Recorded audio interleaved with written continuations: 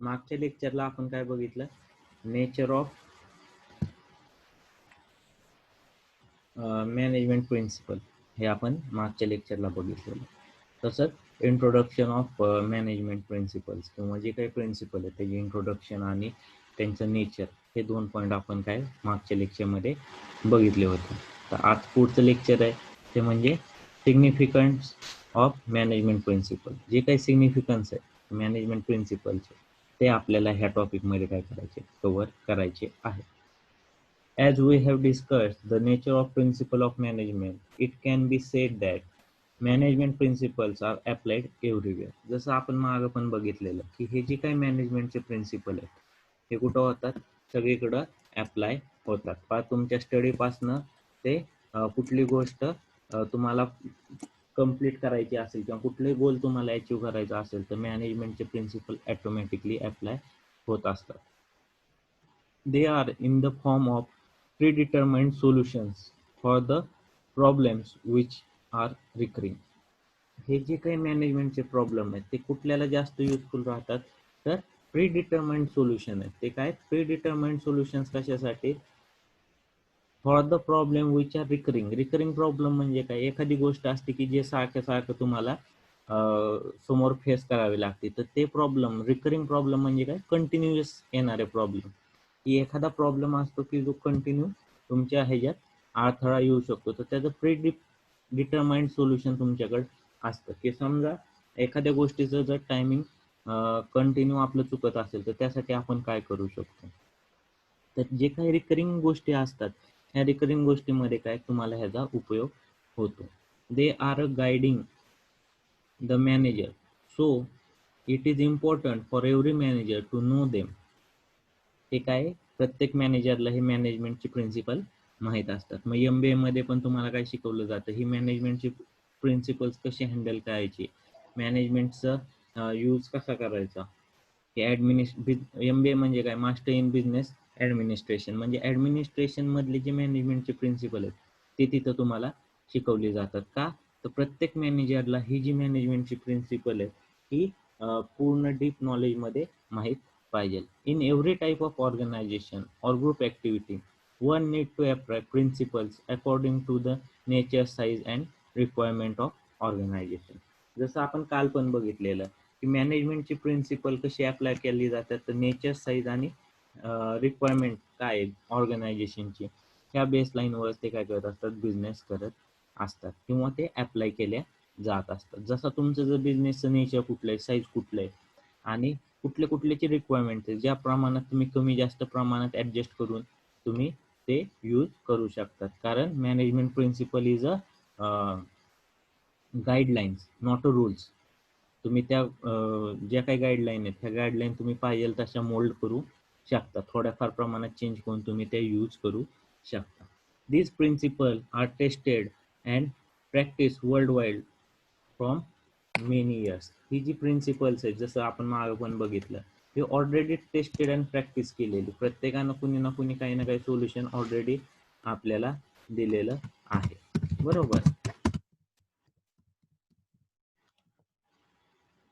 तर हे जी काही प्रॅक्टिस आहे किंवा प्रिन्सिपल्स आहेत, ही प्रिन्सिपल्स काय झालीत, वर्ल्ड वाईड आपण खूप वर्ष झाली लोकांनी वापरलेली, टेस्ट केलेली आहेत आणि ॲट द एंड आपल्याला हे रिझल्ट आलेले आहे. Therefore, it is important to study the significance and importance of management principle with the help of following facts. आपल्याला काय बघायचे, जे काही फॅक्ट्स आहेत त्या बेसिसवर त्याचं इम्पॉर्टन्स काय किंवा सिग्निफिकन्स काय हा आपल्याला इथं चेक करायचा आहे. Provides useful insight to managers. Principle काय करतात, मॅनेजमेंटचे प्रिन्सिपल्स पहिला पॉईंट काय आहे, तर provide useful insight to managers. The principles of management help the manager to understand the organization.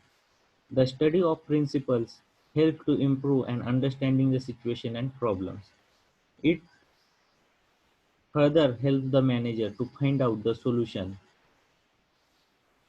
to problems and handle situations.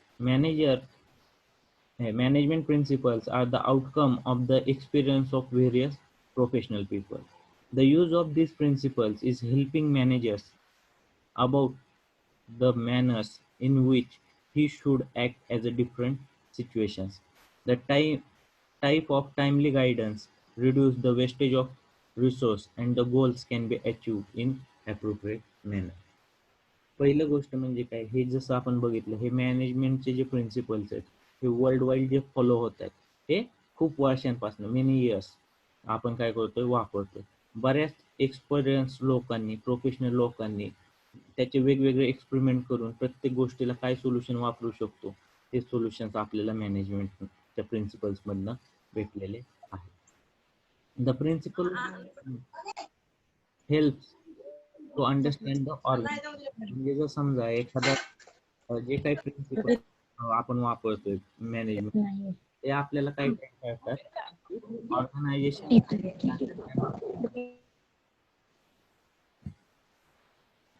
Organisation जी आहे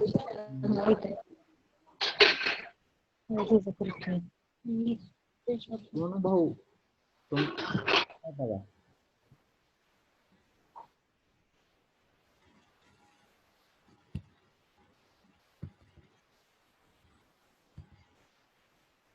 तर जे काही मॅनेजमेंट आहे ते काय करत असतं, ऑर्गनायझेशनचा अंडरस्टँड व्हायला मॅनेजमेंट प्रिन्सिपलचा आपल्याला उपयोग होतो.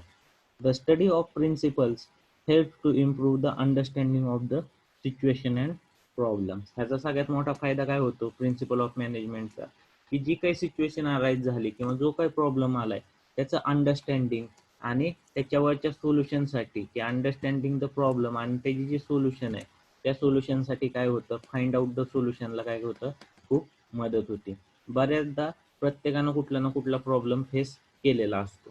म्हणजे जर समजा एखादा मॅनेजर एका ठिकाणी एका सिच्युएशनला स्टक झाला तर कुठल्या तरी दुसऱ्या मॅनेजरनं ऑलरेडी त्या सिच्युएशनवर काम केलेलं असतं, त्यानं त्याला आउटपुट दिलेलं असतं की त्या सिच्युएशन मधनं स्टक झाल्यानंतर तुम्ही बाहेर कसं पडू शकता. तर ते जे सोल्युशन आहेत हे तुम्हाला कशातनं भेटतात, मॅनेजमेंट प्रिन्सिपल मधनं ऑलरेडी कुणी ना कुणी ह्याच्यावर काम केलेलं आहे.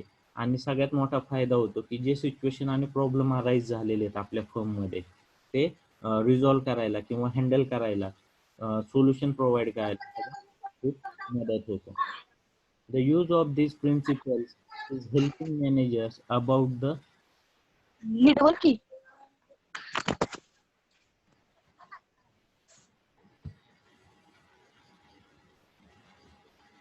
about the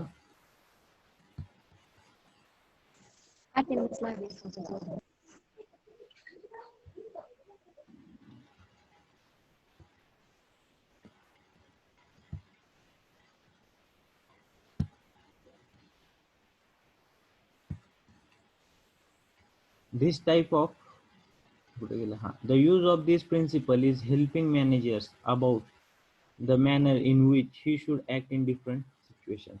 म्हणजे जसजसे तुम्हाला प्रिन्सिपल्स तुम्ही अप्लाय करत जाताल, मॅनेजमेंटचे प्रिन्सिपल यूज करत जाताल, तसं कुठल्या सिच्युएशन मध्ये कसं वागायचं किंवा कसं सोल्युशन फाइंड आउट करायचं ह्याचं सोल्युशन प्रोव्हाइड कसं करायचं ह्याचं नॉलेज काय भेटत असतं मॅनेजरला, भेटत असतं. ही जी गाईडलाईन वापरल्या, प्रिन्सिपल्स वापरल्या तर जे काही वेस्टेज आहे किंवा रिसोर्स आहे किंवा गोल्स आहेत जे काही असेल ते अचीव करायला काय होतं, जास्त चांगल्या प्रकारे मदत होत असते. दुसरं प्रिन्सिपल आहे helpful in efficient organisation. Helpful in the efficient utilization of resource. In every organization, two types of resource are used.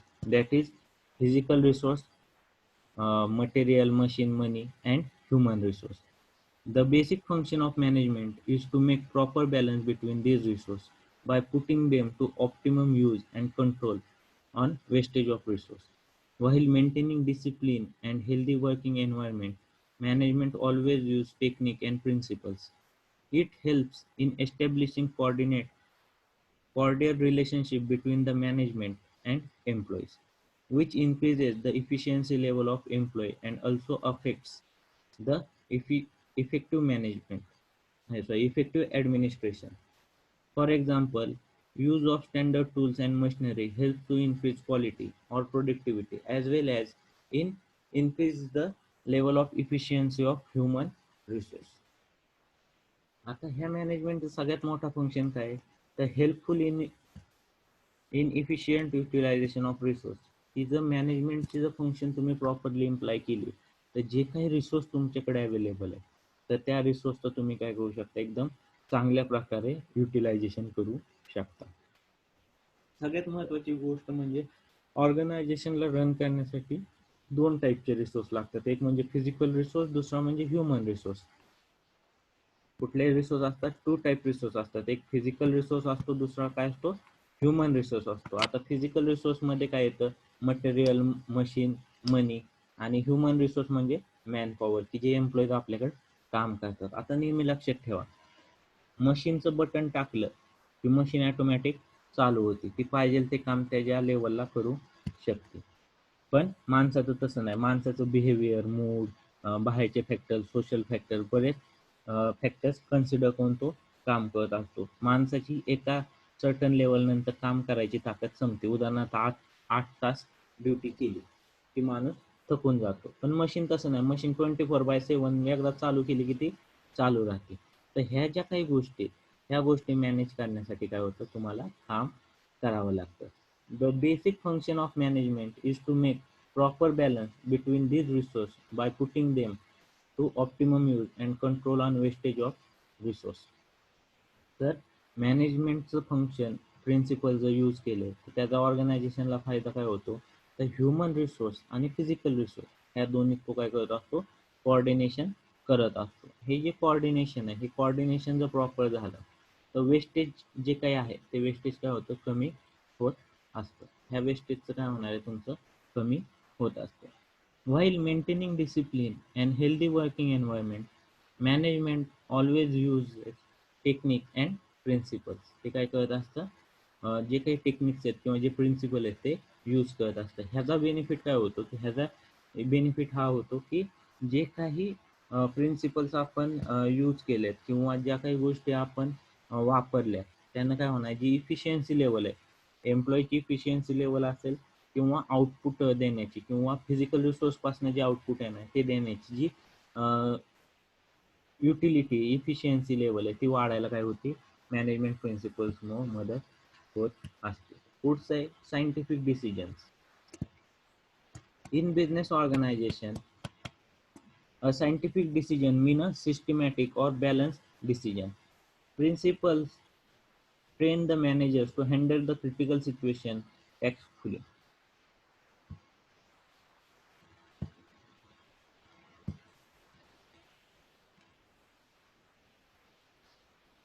In business organization, a scientific decision mean a systematic or balanced decision. Principles train the managers to handle critical situations tactfully. Otherwise, the managers have to work always with the trial and error method. With the use of various management principles, one can get an idea about how to analyze the situation, to search alternative option and their results. आता scientific decision जे आहे त्या केसमध्ये काय होणार आहे, की हे जे सायंटिफिक डिसिजन काय असतात, की एक तर सिस्टमॅटिक डिसिजन आणि बॅलन्स डिसिजन, की ज्यामध्ये दोन्ही गोष्टींचा फायदा होऊ शकतो. प्रिन्सिपल, मॅनेजमेंटचे जे प्रिन्सिपल आहेत ते काय करत असतात, सगळ्या गोष्टी फिजिकल रिसोर्स आणि ह्युमन रिसोर्स मॅनेज करून ते ऑर्गनायझेशनची ग्रोथ होण्यासाठी, की बाबा जर टॉप लेवलचं मॅनेजमेंट आहे, मिडल लेवलचं मॅनेजमेंट आहे, ह्याच्यात कसा बॅलन्स केला जाईल. ज्या काही बॅलन्सच्या गोष्टीत, की डिस्प्यूट अराईज झाला तर तो कसा रिझॉल्व्ह करायचा, एखादा प्रॉब्लेम आला तर त्यात कसा बॅलन्स डिसिजन द्यायचा, ह्यासाठी हे प्रिन्सिपल्स काय करत असतात, उपयोगी पडत असतात. Principles train the manager to handle a critical situation tactfully. म्हणजे एखादी क्रिटिकल सिच्युएशन आली, जसं मी म्हटलं एखादा डिस्प्यूट आला तर तो कसा टॅक्टफुली हँडल करायचा आणि कसा रिझॉल्व्ह करायचा. तर ह्यासाठी ऑलरेडी ते काय करत असतात, प्रिन्सिपल्स तुम्हाला गाईडलाईन प्रोव्हाइड करत असतात. जर ह्या जर गाईडलाईन तुम्ही यूज केल्या नाही तर प्रत्येक वेळेस तुम्हाला काय ट्रायल अँड एरर मेथड वापरायला लागते, की हे अप्लाय करून बघू, ते अप्लाय करून बघू, मग कुठलं अप्लाय होतंय किंवा काय चुकतंय हे काहीच अंदाज येत नाही. जर ऑलरेडी आपण व्यवस्थित जर ते यूज केलं असेल तर त्या प्रत्येक सिच्युएशनला काय अल्टरनेट ऑप्शन मिळू शकतो, काय सोल्युशन भेटू शकतं, हे ते काय करू शकतात, प्रॉपरली यूज करू शकतात. Understanding social responsibility. पुढचा पॉईंट आहे तो काय, understanding social responsibility. Management principle based on every aspect of organisation. मॅनेजमेंटच्या प्रिन्सिपलमध्ये काय, ऑर्गनायझेशनमध्ये ज्या काही गोष्टी चालतात त्या सगळ्या त्यात ऑटोमॅटिकली कव्हर झालेल्या आहेत. They are not develop only from viewpoint of handling the resource effectively, but they guide management in understanding social responsibility of organization. म्हणजे फक्त आपण आपल्या ऑर्गनायझेशनचा विचार किंवा फक्त आपल्याला प्रॉफिटच कमवायचा आहे मग त्यासाठी पुढे गेलं पाहिजे असं मॅनेजमेंट प्रिन्सिपलचं अजिबात नाही. मॅनेजमेंट प्रिन्सिपल म्हणतं की सगळ्यांना घेऊन आपल्याला एकत्र चालायचं, समाजासाठी पण आपण काही देणं लागतो. सोशल रिस्पॉन्सिबिलिटी म्हणजे काय, समाजासाठीची जी रिस्पॉन्सिबिलिटी की ज्या समाजात आपण राहतो, ज्या समाजात मधनं आपण प्रॉफिट पण कमवतो, तर त्यांना काही रिस्पॉन्सिबल कामं केली पाहिजे. तर त्यांच्या समाजाच्या उन्नतीसाठी आपण काहीतरी प्रगती करण्यासाठी काहीतरी सपोर्ट केला पाहिजे. त्यासाठी काय करत असतात मॅनेजमेंटचे फंक्शन्स काम करत असतात. So that they can focus on providing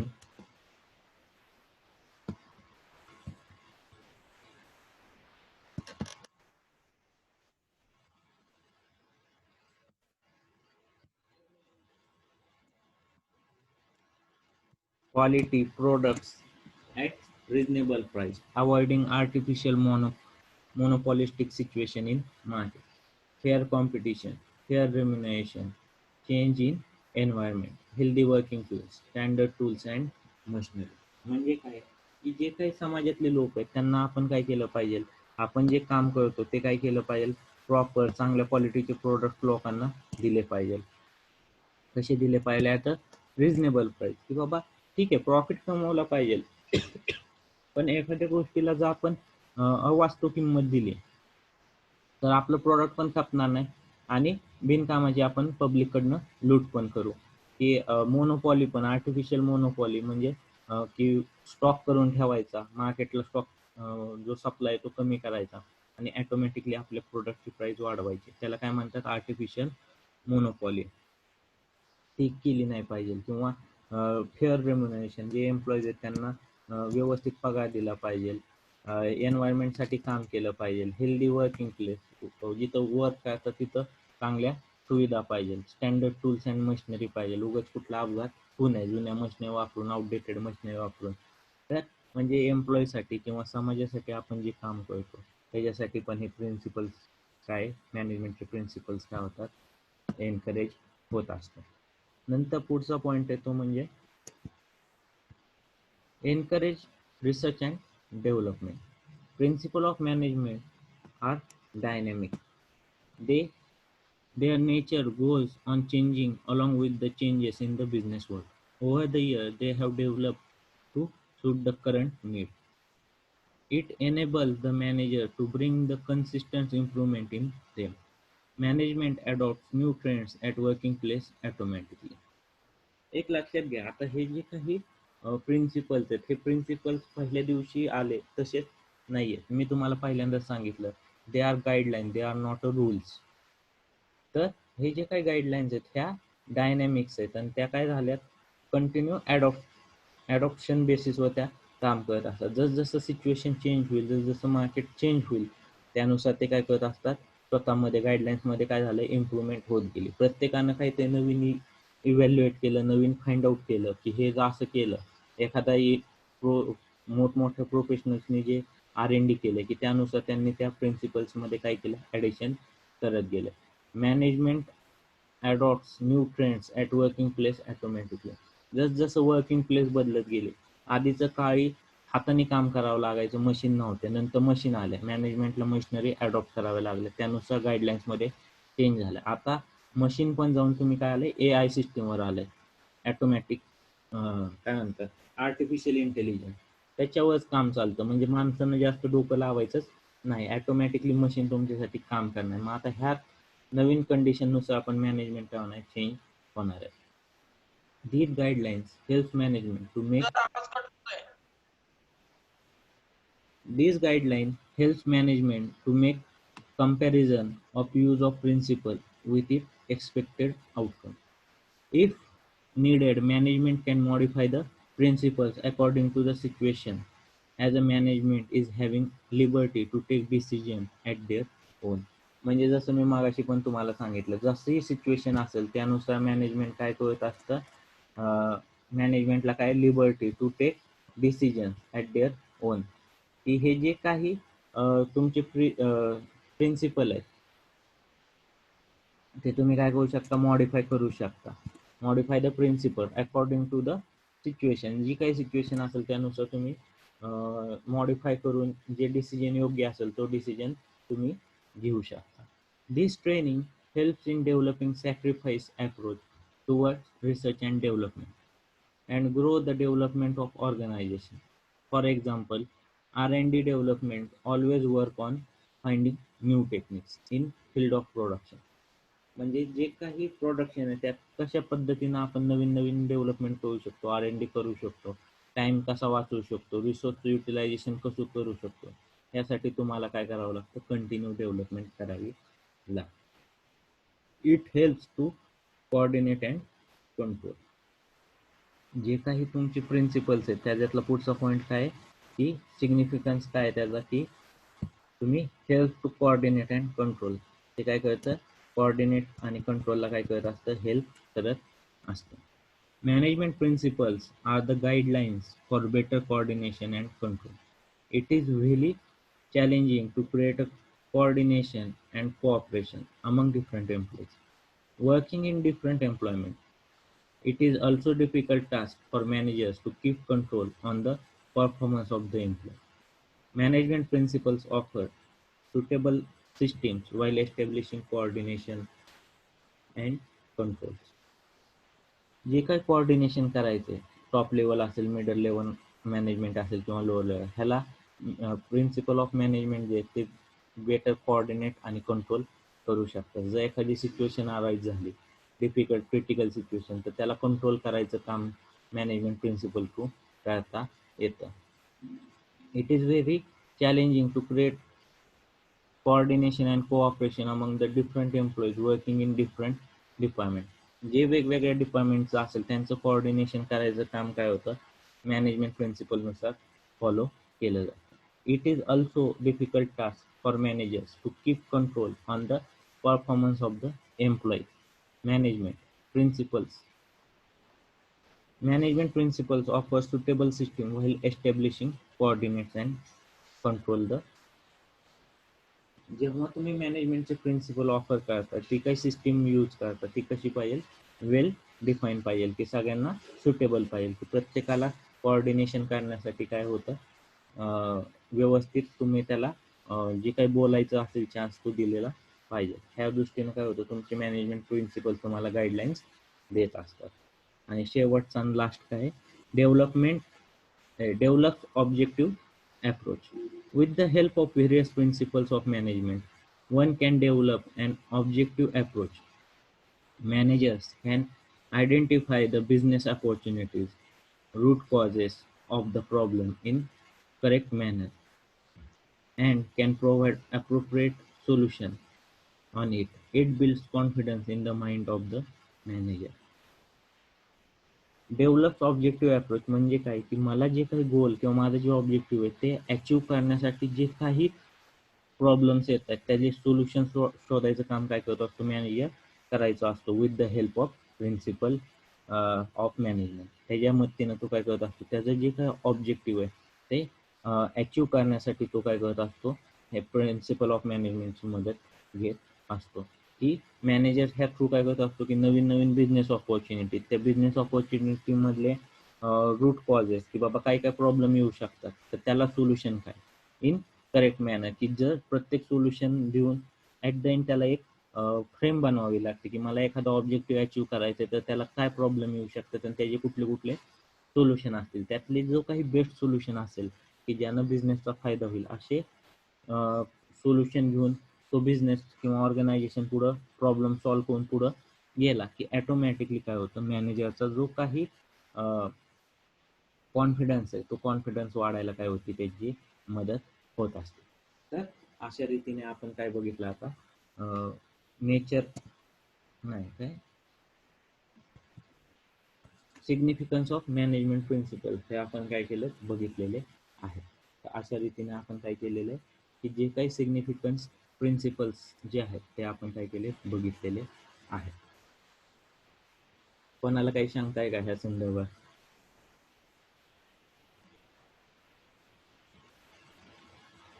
असेल तर विचारू शकता की बाबा जे काही सिग्निफिकन्स ऑफ मॅनेजमेंट प्रिन्सिपल आहेत हे आपण बघितले. आता तुम्ही म्हणताल की sir nature of management principle बघितलं, सिग्निफिकंट ऑफ मॅनेजमेंट प्रिन्सिपल बघितलं, पण ह्याची कुठंच लिंक लागली नाही. तर ह्या सगळ्या गोष्टींची जी लिंक आहे ती लिंक आपल्याला कुठे पुढच्या जो पॉईंट आहे मॅनेजमेंट थेरीज किंवा त्याच्या पुढे जे प्रिन्सिपल ऑफ मॅनेजमेंट म्हणून सेकंड टॉपिक आहे, ह्या वेळेस तुम्हाला ह्या गोष्टी जास्त चांगल्या प्रकारे क्लिअर होऊ शकतात. तर ह्या ज्या काही गोष्टी आहेत ह्या सगळ्या गोष्टी आपल्याला काय करायच्यात, नंतर तुम्हाला जास्त चांगल्या प्रकारे अंडरस्टँड होतील की जी काही प्रिन्सिपल आहेत. आता हे हे झाले तुमचे काय झाले, सिग्निफिकन्स ऑफ मॅनेजमेंट प्रिन्सिपल झाल्यानंतर तुम्हाला काय थेरीज ऑफ मॅनेजमेंट की ज्या वेरियस थेरीज आहेत त्या वेरियस थेरीज आपल्याला स्टडी करायच्या. तर ज्या काही दोन मॅनेजमेंटच्या थेरीज आहेत ज्या खूप फेमस आहेत किंवा ज्या वर्ल्ड वाईड एक्सेप्टेड आहेत, अशा ह्या दोन थेरीज आपल्याला बघायच्या आहेत. एक म्हणजे फेडरिक विल्सन टेलरची एक थेरी आणि दुसरी हेनरी फेयलची एक थेरी आहे. ह्या दोन थेरीज आपल्याला स्टडीला 12वीमध्ये आहेत. त्यानंतर प्रत्येकाची थेरी जसं तुम्ही पुढे मॅनेजमेंटचे काही गोष्टी कळताल तस तशा तुमच्या थेरीज काय होणार, वाढत जाणार किंवा डिफरंट डिफरंट थेरीज तुम्ही शिकू शकता. ह्या ज्या काही थेरीज आहेत ह्या थेरीज आपण काय नेक्स्ट लेक्चरमध्ये बघणार आहोत. तर आता कोणाला काही शंका असली तर तुम्ही विचारू शकता.